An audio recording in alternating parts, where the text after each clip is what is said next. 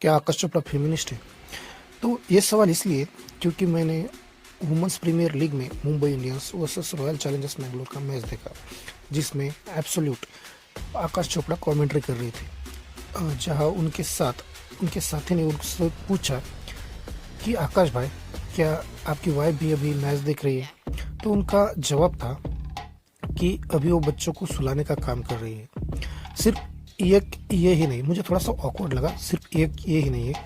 और दूसरा कि वुमेन्स प्रीमियर लीग यानी WPL और आकाश चोपड़ा वुमेन्स प्रीमियर लीग को वाव प्रीमियर लीग कह के बोल रहे थे, यानी कि वुमेन शब्द उन्होंने हटा दिया। तो मुझे ऐसा लगता है कि आकाश चोपड़ा फेमिनिस्ट नहीं है।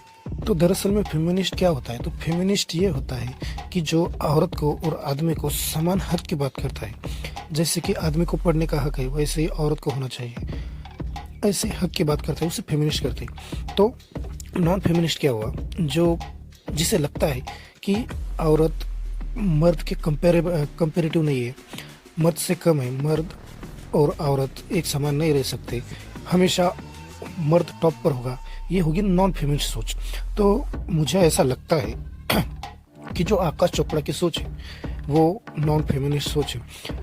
भले ही हम दो वाक्य से उन्हें कंफर्म नहीं कर सकते, पर मैं एज उनका फैन बहुत सारे कमेंट्री शो उनके देख चुका हूँ, बहुत सारे मैचेस भी देखता हूँ, मैं क्रिकेट फैन हूँ सर।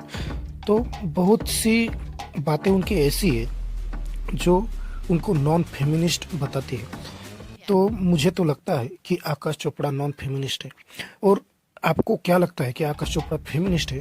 तो मुझे कमेंट में बताएं। और अगर आपको लगता है कि आकाश चोपड़ा के द्वारा किसी मैच में ऐसा कुछ बोला गया है जो वुमेन एम्पावरमेंट को कम करता है, तो वो भी कमेंट में लिख कर बताएं। तो ये रही मेरी सोच, आपकी इस पर सोच क्या है हमें कमेंट में ज़रूर बताएं।